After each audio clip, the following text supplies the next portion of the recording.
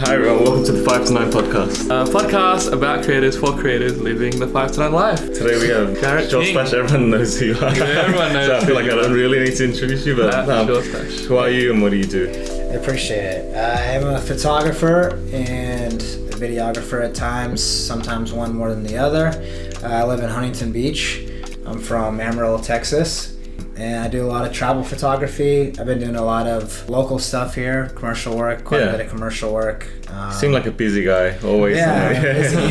Just to explain to everyone, we are in a hotel room because we're attending Adobe Max right now, and so there's a overseas setup. Yeah, we're trying to incorporate get a lot of LA natives, I guess, in the podcast. You're actually our very first international guest. Perfect. Perfect. So did you start, have you always been a photographer, or did you? No. I started out as a designer. A little bit of background is when I was in school, made straight A's my whole life and was really in academics. Yeah.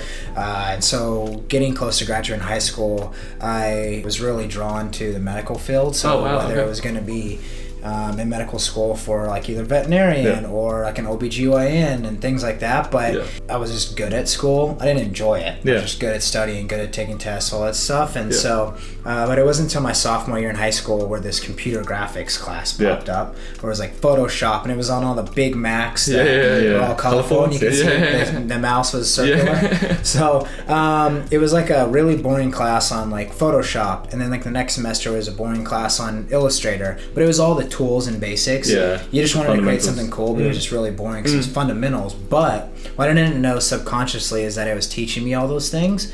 And so when you got good at that, my junior year in high school, then it started to become okay, now we're gonna implement projects and stuff like that. And my teacher pulled me aside. Her name was Miss Olsen, and she said, I think you're good at this. You should maybe dig a little bit deeper, things like that. By the time my senior year rolled around, they had art institutes coming in talking to us, and she was like, hey, you should maybe try this avenue. There's a lot of money coming into it. There's a lot of advertising. This is just kind of coming up. This is back in 2008. Wow. So it was just this kind of avenue that you could go down. You could pave the way for yourself.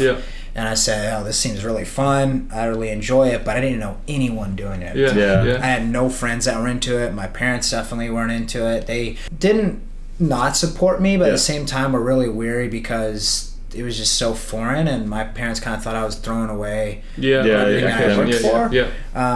At the time, upset me, but at this other side of it, it was I get their point of view, just being hey, they just want the best for you. Exactly. And so, but this day and age, say I have kids, possibilities are endless, right? Back then it was you need to get your degree, get your job. So for me, I just wanted to get into design, and I said I'm going to do this is what I want to do. So I went to design school, did that, worked in an agency back in Texas, and one in Colorado and all that stuff. And so that's my background as design. So for 7 years I did that, and all the while I got into Instagram on the side. It was just all about with my phone.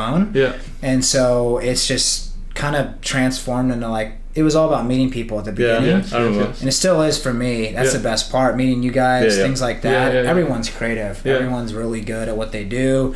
Some people are better at communicating with others and not so good at the creative end. Some are really good creatively and just terrible at communicating. So it's all about the relationship for me. And so I got into that on the side. And then it just kind of transformed overnight to certain degrees of creativity and my passion and what I wanted to do. And I was working 60, 70 hours a week as a designer, and thought that I got offered a job to Norway at the time, and it was a 2-week paid vacation.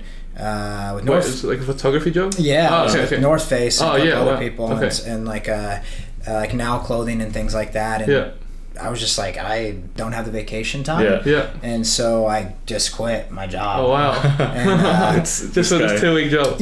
And so I quit, but I didn't just stop showing up to work. I told myself I think this is something I really want to do. It's a massive opportunity, and I feel like I can't pass it up. I didn't know these things were even possible. This was this big traveling influence thing started. When was this? So this was 2013. Yeah, that was really early. 2013, 14. Really that was right at the start of the whole money injection into Instagram. I had no idea this was a thing. I'm and at the time I had 50K or so. None of that mattered. It was just cool to see all that happening, but none of that mattered, nor did I think it would turn into anything.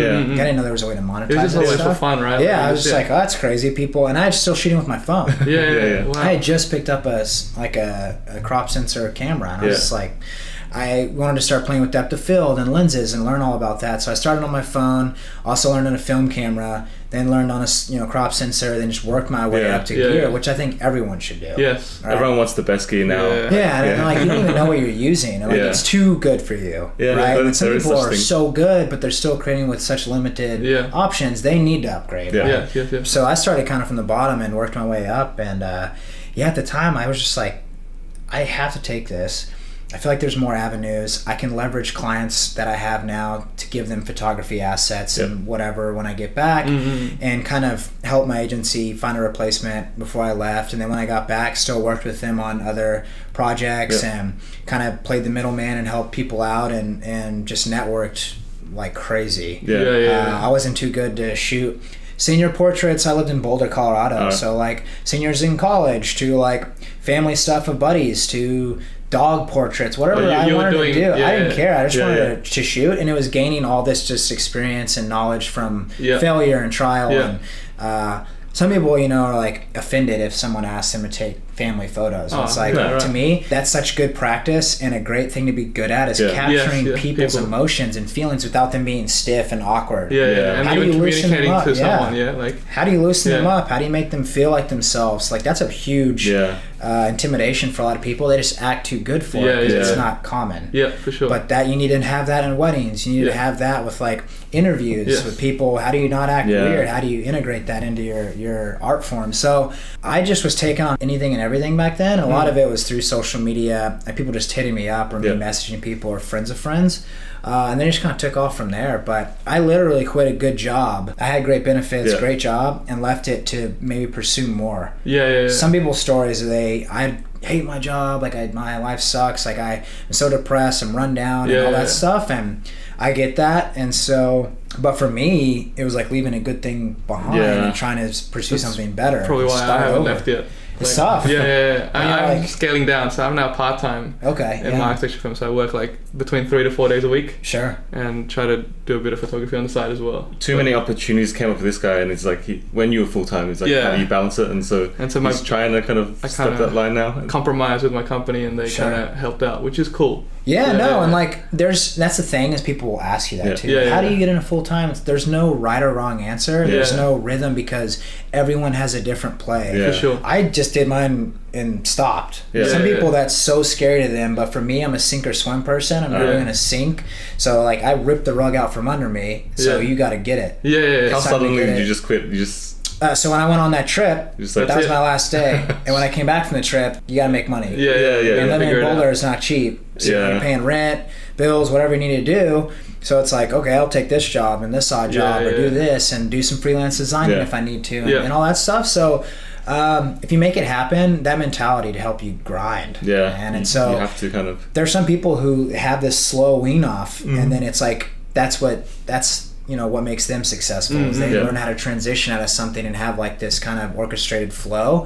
Some people just like really struggle and make it happen eventually, and some people don't make it happen and have to go back to their job because it's not enough stability, it's not enough like conscious like, okay, I'm gonna have this, like I'm gonna get paid this a routine kind of pay. And some people that really freaks out, they think they want it until they can't, until they don't have it, and they're like, oh, I can't do this.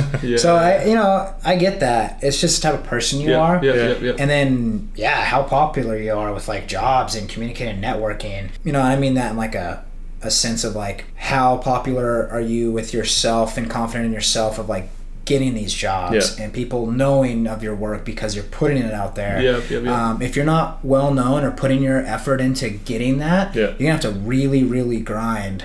And you can't just rely on people coming to you. Right? For sure. You have to know how to sell yourself, and so I think that's what makes people scared too, is having that ability to go get it. Because they're like, oh, I don't know. I think it's like possibly to be a very good creative, but if you don't have the business sense or like that kind of mentality. Hey, thanks for watching this YouTube snippet of our podcast. If you want to listen to the full audio podcast, head to iTunes or Spotify and search for 529 Podcast.